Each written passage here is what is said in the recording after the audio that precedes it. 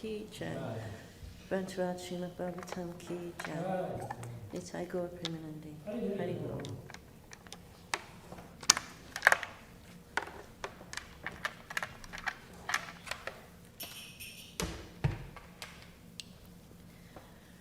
So reading from Srila Prabhupada Leelamrita, chapter entitled, volume 6, chapter entitled India, Unifying ISKCON. In the afternoon, Prabhupada inspected the grounds and buildings. He was pleased at the spaciousness of the Prasadam hall, built to seat 1,200, and he remarked that its size reminded him of the Bombay railway station. But when he found the steps to the kitchen dirty, he criticized strongly. One of the devotees explained that it was usually cleaned, but that the devotee who always did it was chanting his japa. You are chanting japa, said Prabhupada, and it has not been cleaned for 300 years. Clean first, then japa. Under the plea of japa, they are simply dozing. He said that anyone who finds a situation affected by the mode of ignorance but doesn't act to correct it is also being affected by the mode of ignorance.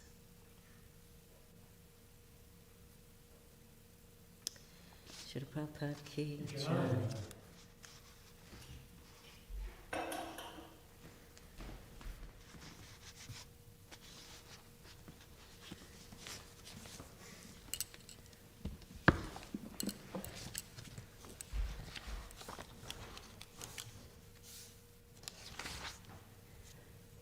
Om Namo Bhagavate Vasudevaya.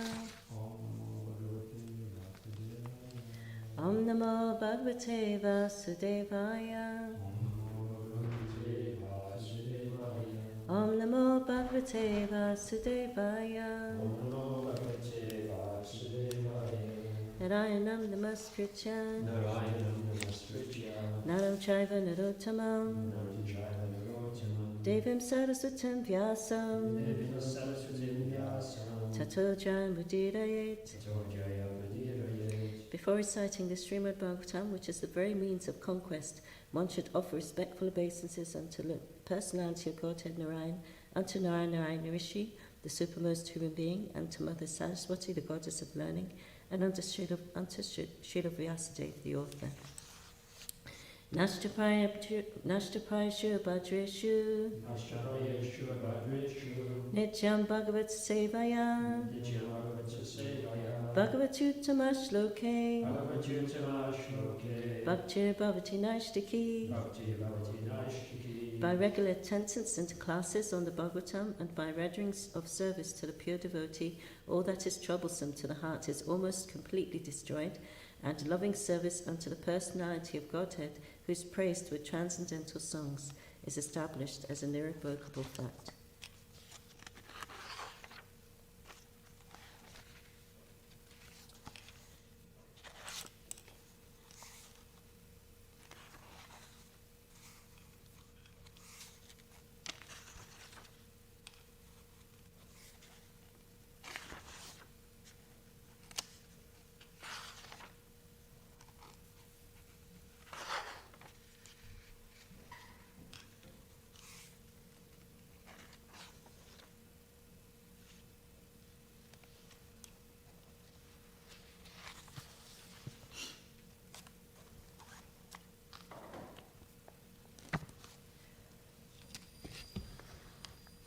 So reading from Srimad Bhagavatam, Canto 5, Chapter 9, Text 15.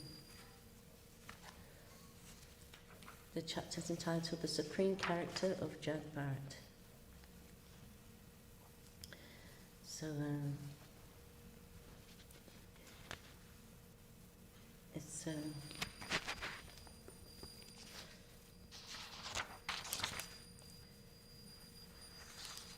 okay, so we'll go through the Sanskrit just myself.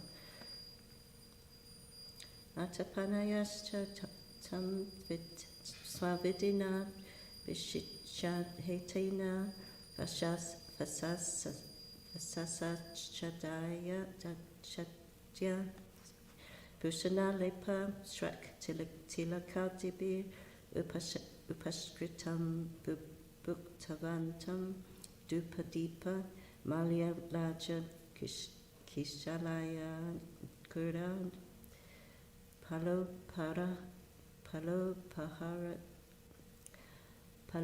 Paharupetaya Vashasha Samstaya Mahata Gita Stuti Midanga Panava Goshena Cha Purusha Pashum Bhadra Kalya Purita Upaveshyayam Asu.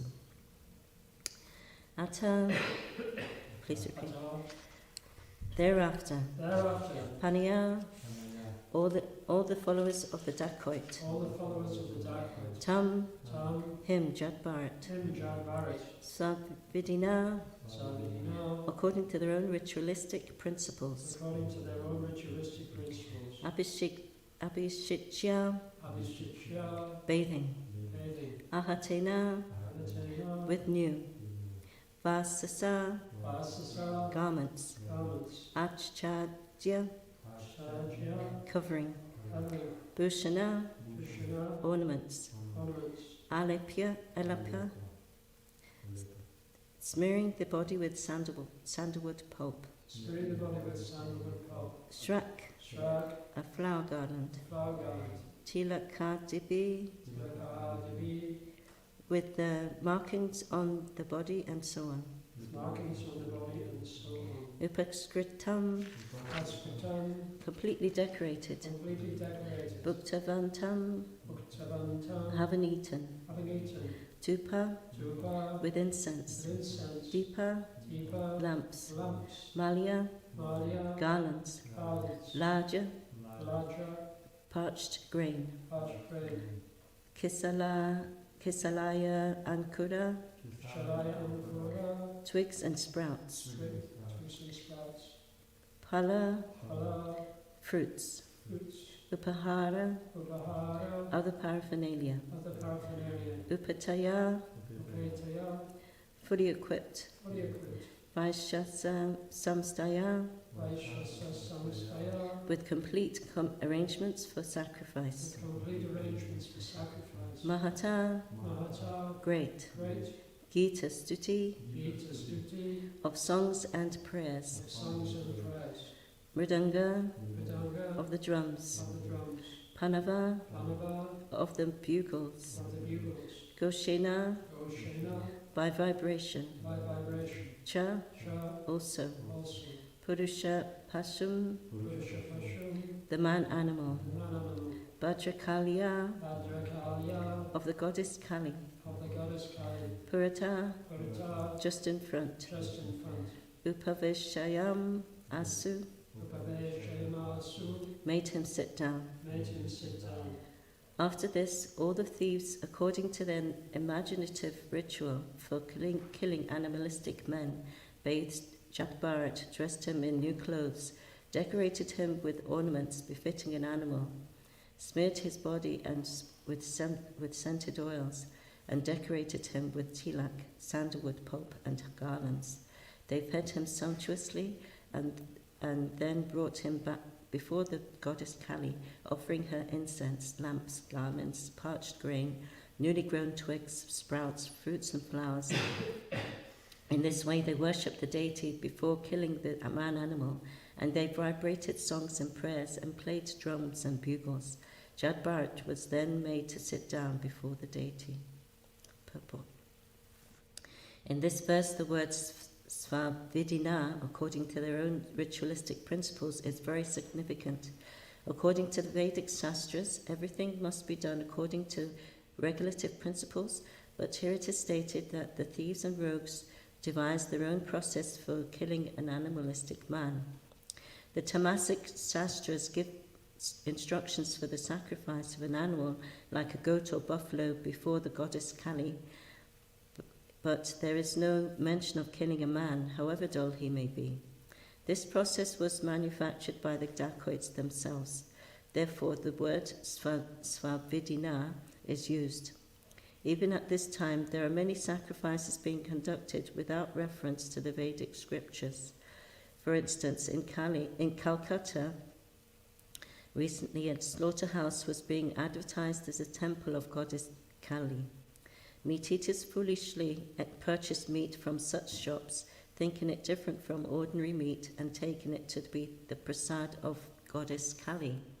The sacrifice of a goat or similar animal before the goddess Kali is mentioned in Shastras just to keep people from eating slaughterhouse meat and becoming responsible for killing the animals. The conditioned soul has a natural tendency towards sex and meat eating. Consequently, the Shastras grant them some concessions.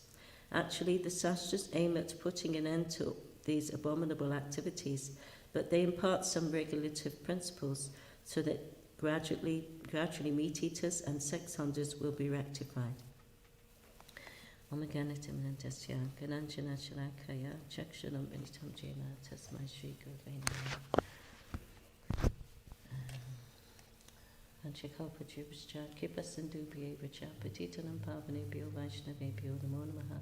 Jai Shri Krishna Chaitanya, Prabhu Nityananda, Shri Dvaita Gadadhar, Shiva Sadi Gaur Bhakta Vrinda. Hare Krishna, Krishna Krishna, Hare Hare, Hare Rama, Rama Rama, Hare Hare.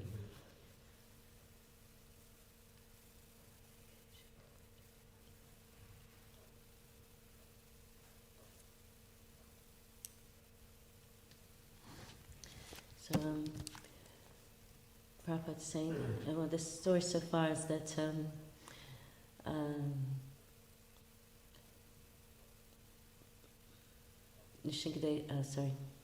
Rishabdev, in incarnation of the Lord, had many sons, one of whom was Bharat, who was the elder, and he became at Rishabdev's retirement. Bharat became the king, the emperor of the world, and a very exemplary king. And by example, he also gave that up, kingdom, wife, and family, and his whole kingdom paraphernalia, and went to perform austerities to attend to his focus totally on his spiritual advancement. And he advanced the stage of bhava, which is just before love of God, and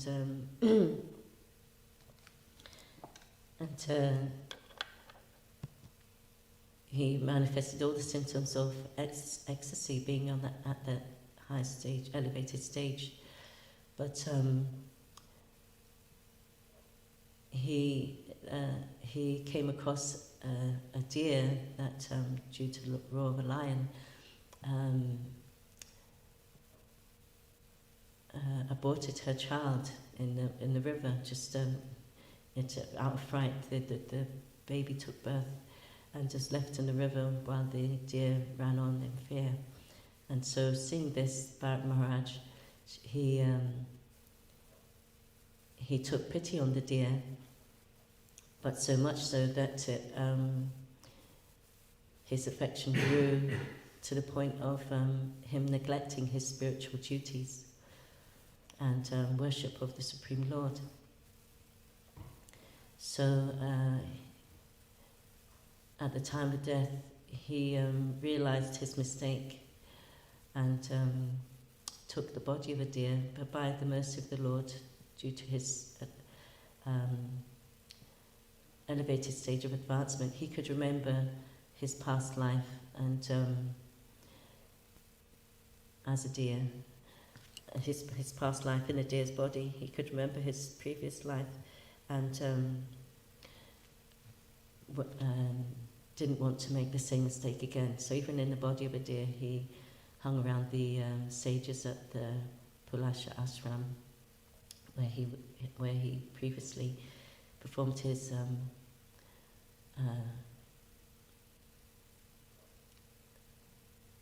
spiritual duties. So, and then in his next life, he took a high birth in the family of a Brahmin, and his father very dutifully and with much affection tried to teach his son to in the Brahminical duties.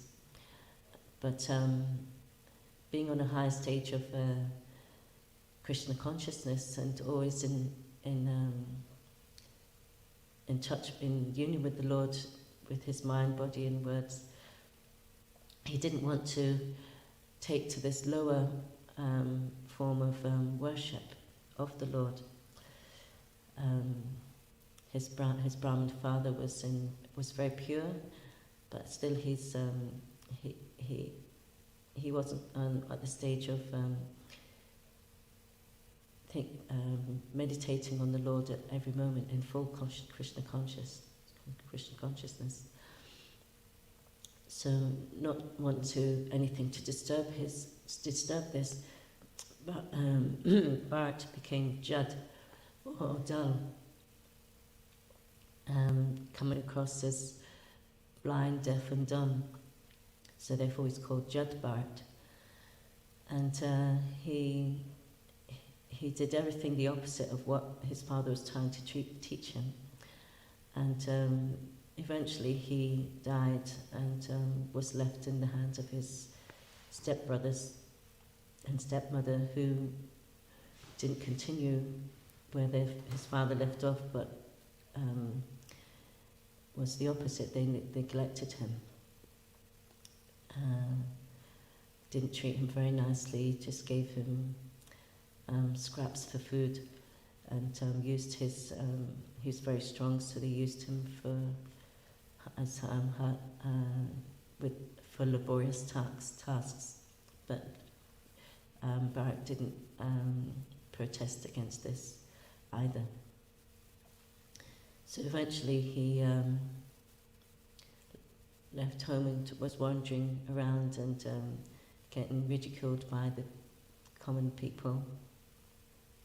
And now these dacoits, thieves and rogues working for some dacoit, they came across him because they would want to find a man-animal to sacrifice to the goddess Kali. This dacoit wanted a son, or wanted to be very wealthy. So he engaged them in this way. But they lost this man-animal, and looking for another replacement, they came across Jad Bharat. And he seemed the right size and stature and something perfect for their sacrifice. So this is the story so far, in that they've made him ready for the sacrifice.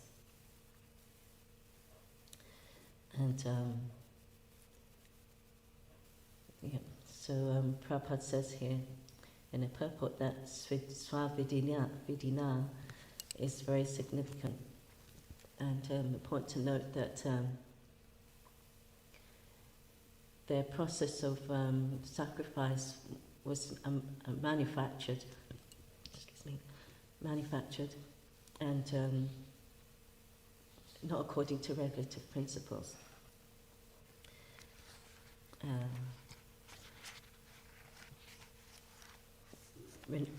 These regulative principles are there to regulate, to help the living entity to go up the scale of spiritual evolution. So in the Bhagavatam, in the very beginning, it condemns such practices. It says, Dhammat projitakaitavo chud paramo nimatsaranam satam vejam vatsavam vastavam astravastu shivadam tapa trayon mulanam Srimad Bhagavate Mahamuni Krite Kim Va Paranishvara Sadyo Ritya Varujyate Cha Kritibir Shushushabish Tat Shanat. The translation is, completely rejecting all religious activities which are materially motivated, this Bhagavad Purana propounds the highest truth, which is understandable by those devotees who are fully pure in heart. The highest truth is reality distinguished from illusion for the welfare of all. Such truth uproots the threefold miseries. This beautiful Bhagavatam, compiled by this great sage Vyasadeva in his maturity, is sufficient in itself for God's realization. What is the need of any other scripture? As soon as one attentively and submissively hears the message of Bhagavatam, by this culture of knowledge, the Supreme Lord is established within the heart. So it's rejecting all religious activities. Here we can't really consider the activities of these thieves and rogues as religious. Even amongst the lower the Tamasic sastras, like his Prabhupada mentions, the Tamasic sastras give instructions for the sacrifice of an animal, like a goat or buffalo, before the goddess Kali. So the sastra isn't Tamasic in that sense, but the sastras, they're given to people that are governed by by tama, the mode of ignorance.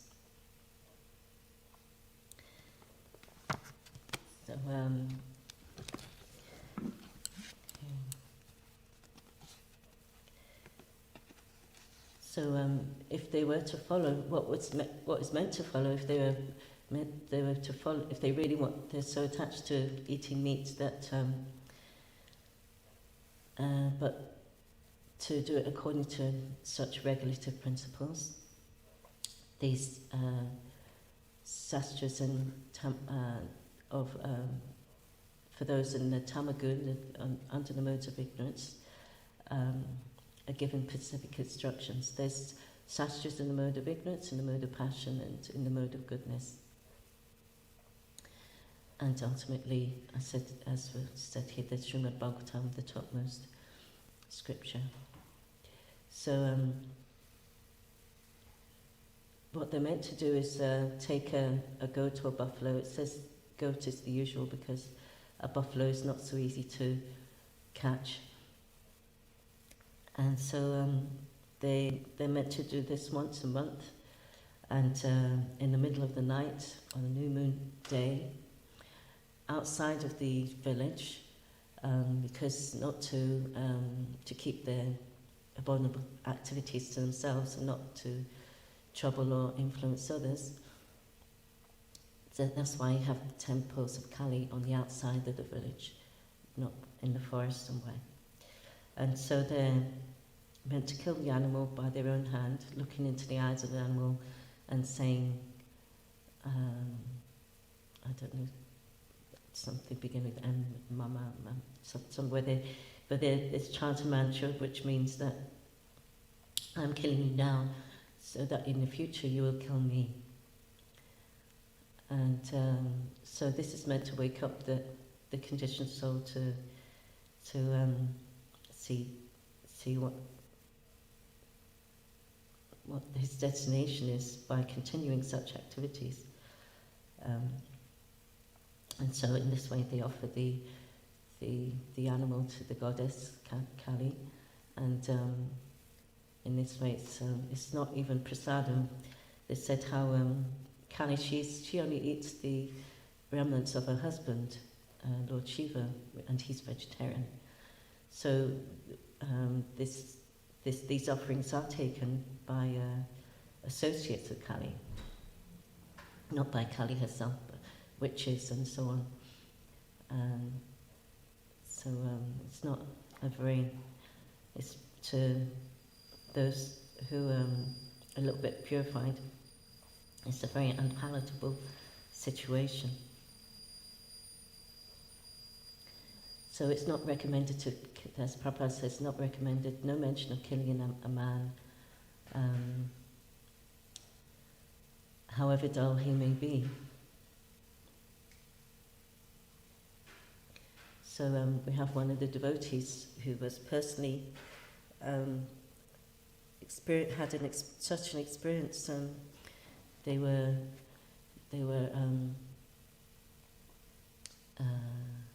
told that they met someone who told them, oh, we know where there's some Radha and Krishna deities, and that he could buy and shalagrams.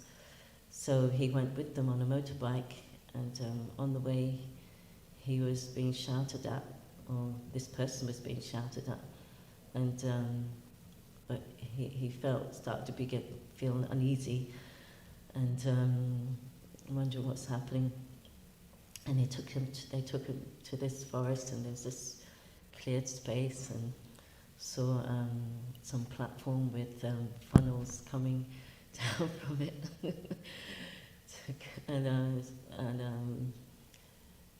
And so he said to the person said to him, just wait here and we'll get the deities for you or something. And he just ran. So so these things do happen even to the present day. And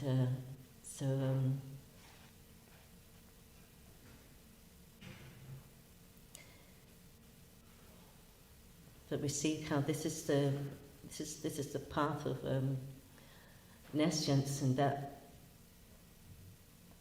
being under the modes of ignorance and passion, one could be driven to do all sorts of things under its influence, just to serve materialistic desires.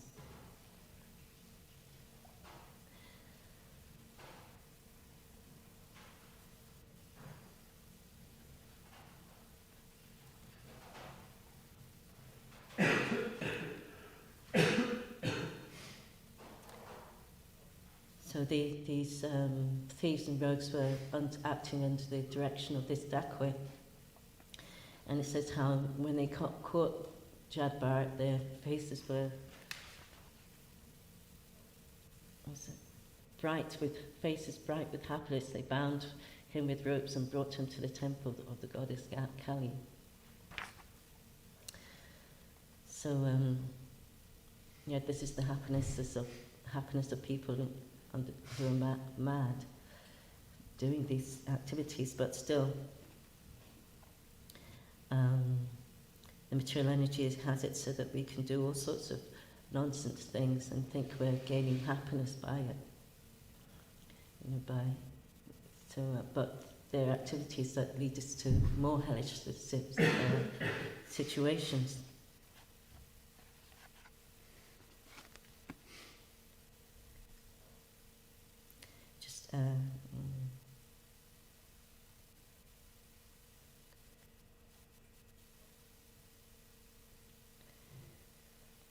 So under the spell of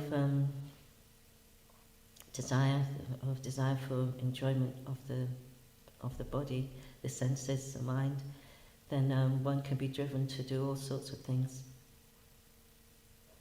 that are detriment to our spiritual development.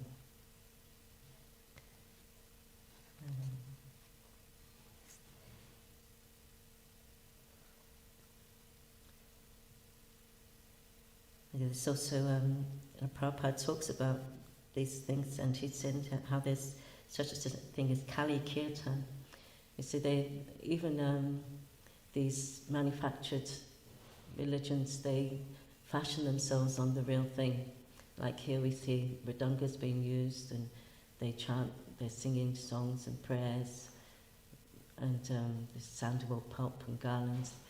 They're all fashioned on the real thing, but they lead to hellish destination.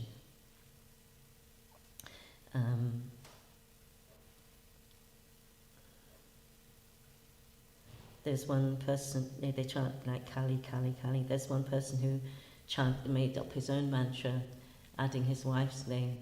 So it was Haro, Haro Kusuma, Haro Kusuma, Kusuma Kusuma, Haro Haro, Haro, and the rest of it, So it's people, and then other people chant it as well, thinking it's something. Something must. There's some value in this. But this is all Mayavad philosophy. One's life is spoiled by it, and it blocks the path to devotional service to the Supreme Lord. So that's why Lord Chaitanya, he heavily warned us against hearing from such Mayavad philosophies and personalities propagating such philosophies. They do so because they have no idea of what real spiritual health is, how it's eternity, complete bliss and perfect knowledge in union with the Supreme Lord. They base it on what they see in the material world and negate it and think because there's so much suffering there, then they get everything and want to become one or void. Not realizing that this world is just a reflection of the spiritual world.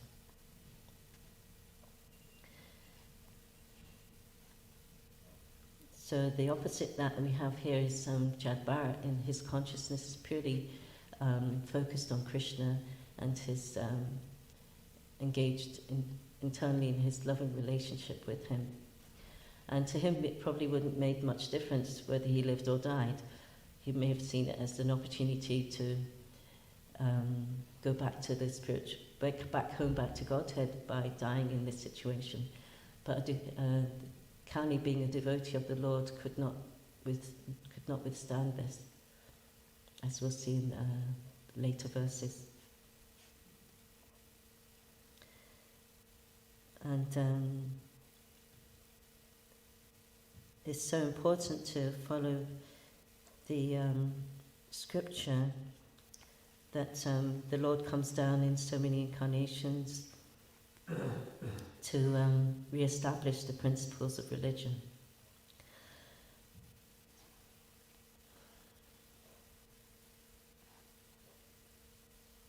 So there's in the pastime of Lord Ram and Sita, we see how when Ram, Sita, Lakshman, they all went to the forest, on the order of their father, of the wish of their father, to be in exile for 14 years, and the citizens of the whole of Ayodhya, they followed them out of the city to the forest and didn't want to leave them. Eventually they had to go back on Lord Ram's desire, or did it in such a way that they couldn't follow him any further. And but at the same time, we see when Sita went to an exile, she was banished from the kingdom, but nobody followed her or made any protest. So, and also, how is it that Ram and Sita, Lakshman and Narayan can be separated? They're all together. So this was resolved by Madhavacharya, in that there's once a demon called Suranaka.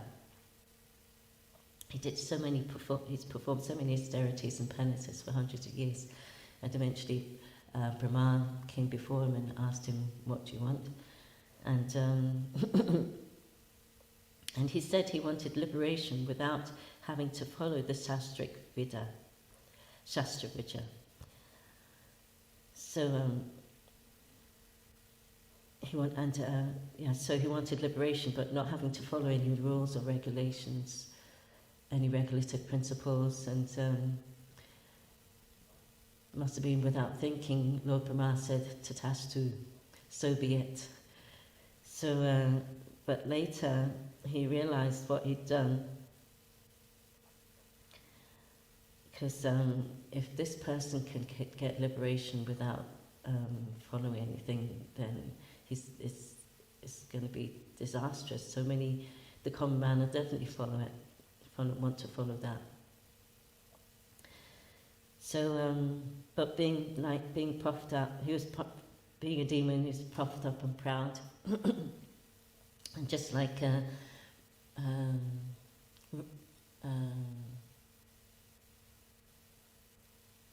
Hiranyakashipu, he gave so many things.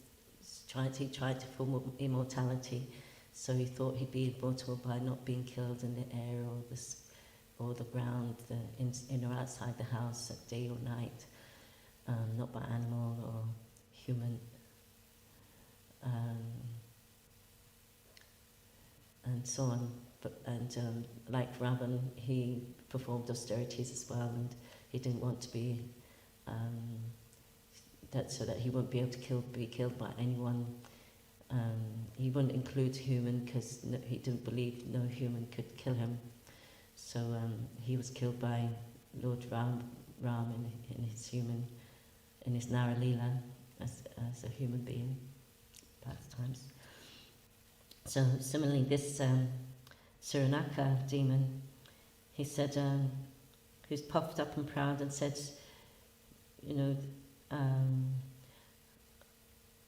only when Lakshmi and Narayan, that Lakshmi and Narayan are never separated. So he said, only when Lakshmi and Narayan are separated will I not receive liberation. So he thought that was impossible. But out of his pride, he mentioned this. So in Ram's Leela, he was out while in exile in the forest. He lost Sita, her being kidnapped, and like an ordinary human being, he was very sad and lovesick, searching for her everywhere, and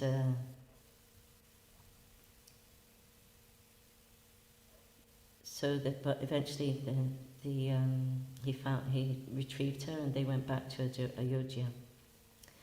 So at that time, Suranaka came to Ayodhya, and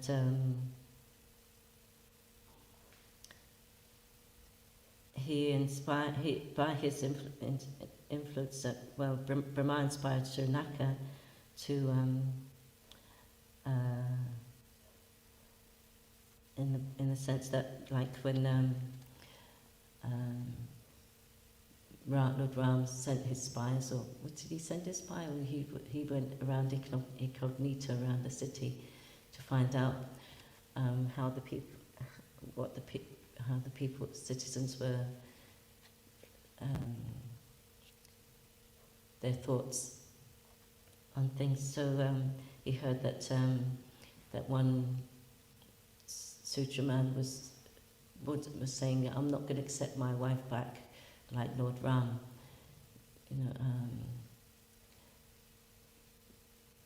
because it's considered that if one's wife leaves home, and especially into the hands of another man, then she's not accepted. The husband has an excuse to reject her. That was in those times. So this was under the influence of Shaunaka,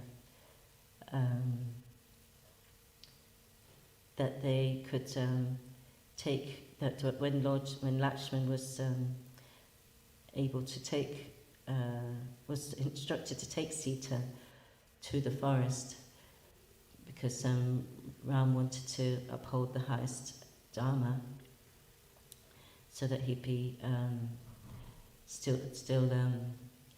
he'd be respected as a leader and not be reproached in any way. So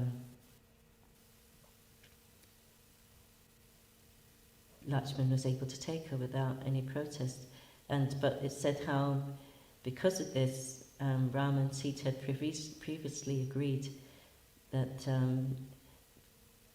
she would be. They both voluntarily agreed that this should take place to protect Dharma.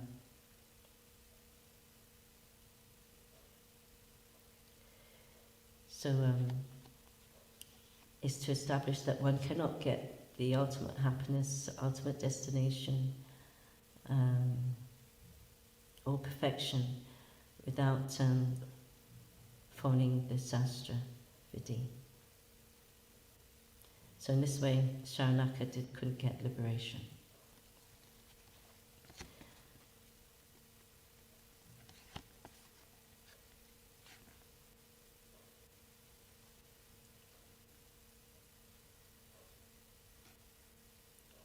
So we can see here that Jad Bharat's mood was Ashlishiva Paradatam Pinashtamam Adashanan Mama Katam Karotiva Adashanan Mama Tatarava Vidadatu Lampato Prana Nachistueva Napraha. Anyway, something like that, I'm sorry. I know no one but Krishna is my Lord, and he shall remain so if he hands me roughly by his embrace, or makes me broken-hearted by not being present before me. For he is my Lord, he is my worshipful Lord, unconditionally.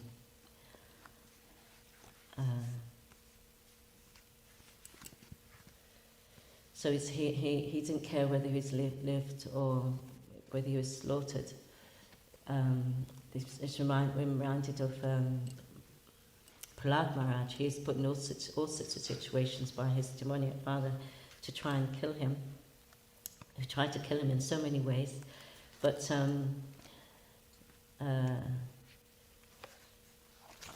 Prahlad Maharaj remained peaceful, which seems amazing to us. But this is the nature of one's consciousness when it's completely Krishna conscious. In all situations.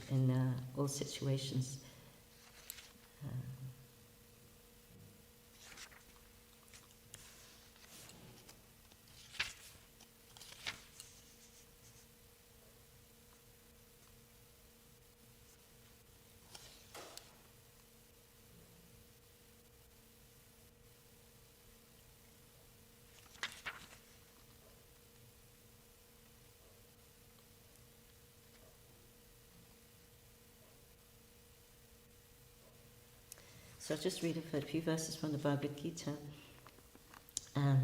Those situated in the mode of goodness gradually go upward to the higher planets. Those in the mode of passion live on the earthly planets, and those in the abominable mode of ignorance go down to the hellish worlds. When one properly sees that in all activities no other performer is at work than these modes of nature, he knows the Supreme Lord, who is transcendental to all these modes. He attains my spiritual nature. So it was.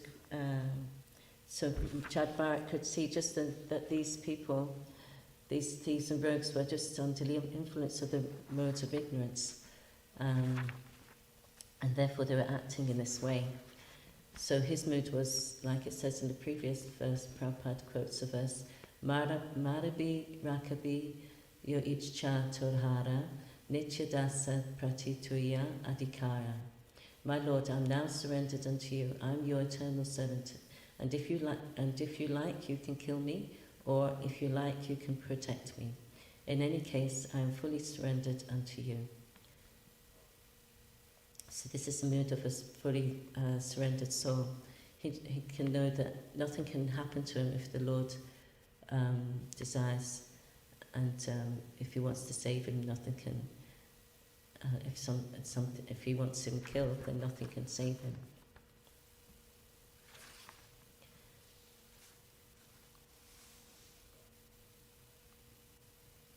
When the embodied being is able to transcend these three modes associated with the material body, he can become free from birth, death, old age, and their distresses, and enjoy nectar even in this life. So Chad Barrett, who's perfectly on this platform, he wasn't disturbed at all. He just went along with whatever the followers of the dacoits wanted.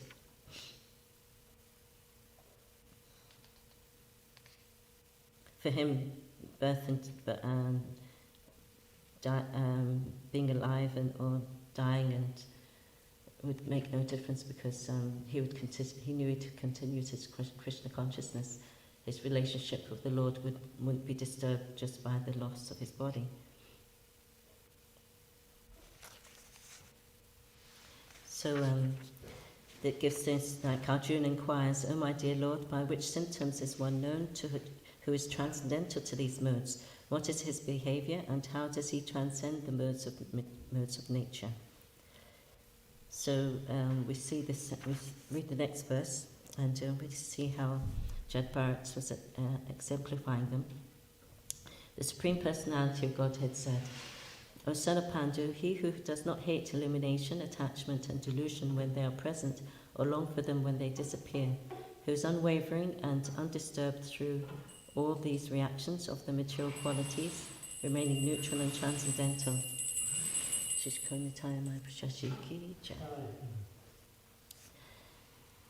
Knowing that the modes alone are active, who is situated in the self and regards alike happiness and distress, who looks upon a lump of earth, a stone, and a piece of gold with an equal eye, who is equal toward the desirable and the undesirable, who is steady, situated equally well in praise and blame, honour and dishonour, who treats alike both friend and enemy, and who has renounced all the material activities. Such a person is said to have transcended the modes of nature.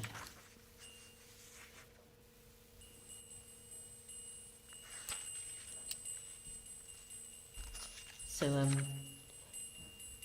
on the path of devotional service, where so many tests will come our way,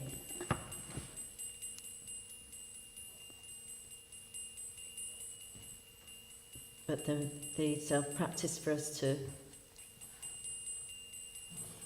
remember the Lord in all circumstances. We can be disturbed by, in comparison to this, we can be disturbed by trivial things, and come under the influence of lust, anger, and greed, wanting our senses to be satisfied. But if we're focused on satisfying the senses of Krishna, and the more we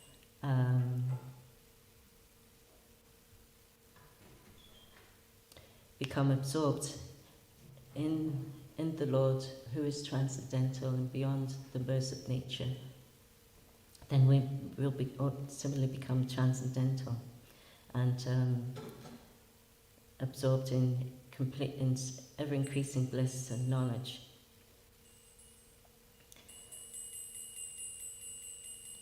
So that even in this body we'll have no desire to enjoy it or be free from it, being transcendentally situated. So then one is automatically free,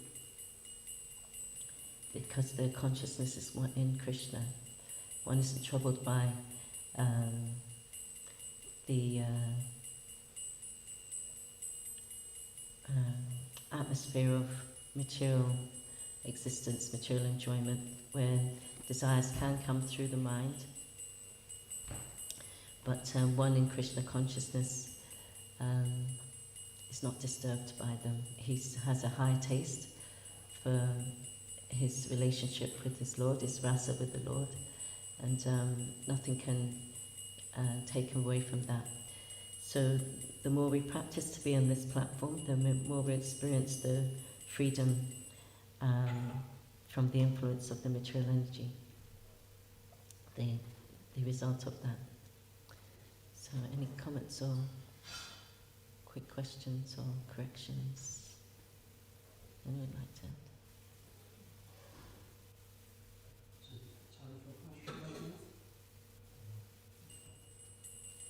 Okay. Thank you very much for your attention. ISKCON Guru Vrinda ki jai, Srila Prabhupada ki jai, Grantaraj Srimad Bhagavatam ki jai, Samaveta Bhakta Vrinda ki jai, Nitai Gaur Premanandi.